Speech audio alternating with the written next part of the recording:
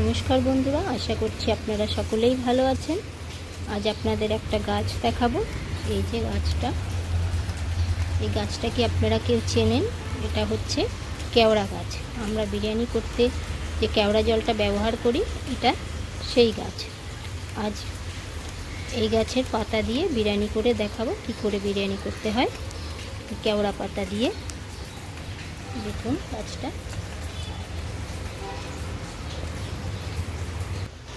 আমরা বিরিয়ানিতে যে কেওড়া জলটা ব্যবহার করি, এটা তারই গাছ। এই যে কেওড়া পাতা কটা কেটে নিয়ে এসেছি। এবার এই কেওড়া পাতা দিয়ে কি করে বিরিয়ানি করব সেটা দেখো। তো প্রথমে চিকেনটাকে ম্যারিনেশন করে নেব বিরিয়ানি করার জন্য। চিকেনের মধ্যে প্রথমে টক দই দিয়ে দেব,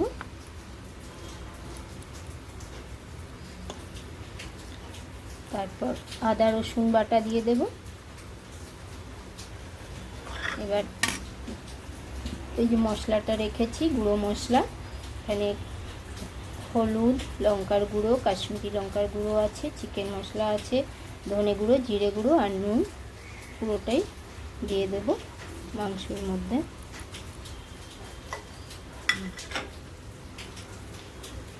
তারপর একটু লেবুর রস দিয়ে দেব। এবার এটাকে ভালো করে মাখিয়ে নেব।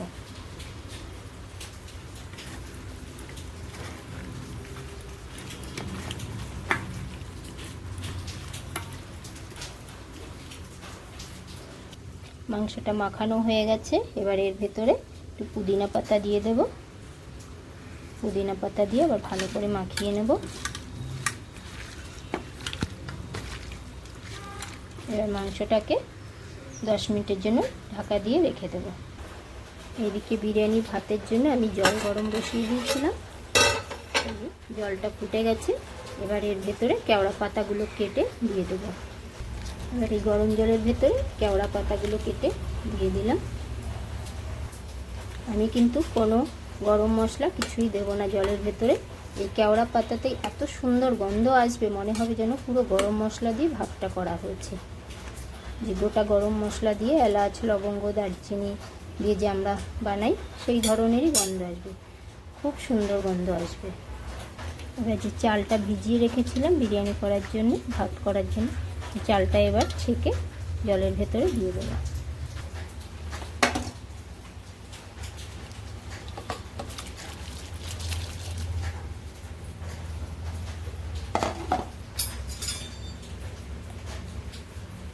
আস্তে আস্তে ভাতটা রেডি হবে। এখনই জলে খুব সুন্দর একটা গন্ধ বার হয়েছে। এবার একটু ঢাকনা দিয়ে চাপা দিয়ে দেব। এবার ভাতের ভেতরে একটু নুন দিয়ে দেব আর সামান্য একটু তেল দিয়ে দেব।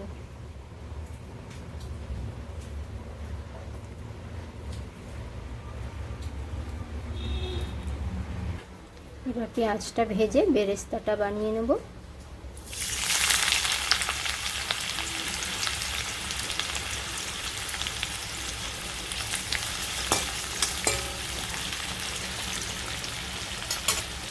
আমার রেডি হয়ে গেছে।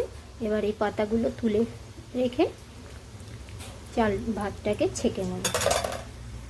বেরেস্তাটা রেডি হয়ে গেছে, এবার তুলে নেব। এবার ওই তেলে কাজু কিশমিশটা ভেজে নেব। এবার আলু ভেজে নেব। আলুতে নুন হলুদ মাখিয়ে রেখেছিলাম।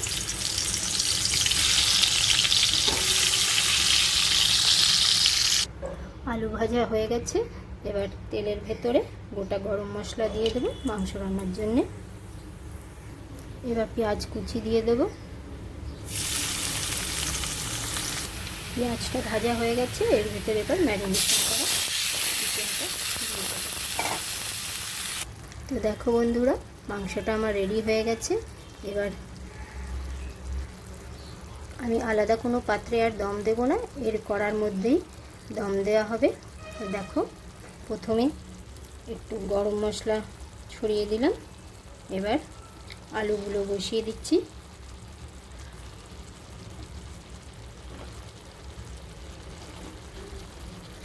এবার এর উপরেই ভাতটা দিয়ে দেব।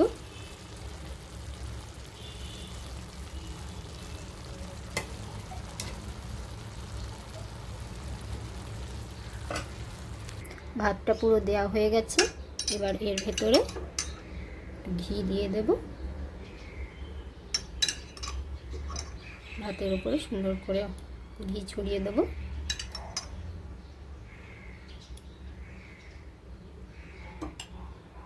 ঘি দেওয়ার পর এবার গুঁড়ো গরম মশলাটা দিয়ে দেব, যেটা বিরিয়ানির মশলা বানিয়ে রেখেছিলাম।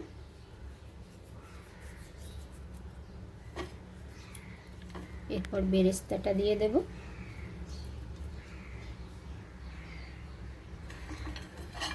কাজু কিশমিশটা দিয়ে দেব। আর একটু পুদিনা পাতা ছড়িয়ে দেব।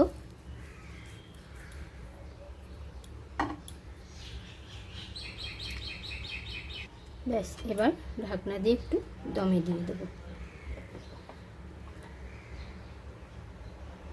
10 মিনিট হয়ে গেছে। এবার ঢাকাটা তুলে দেখি।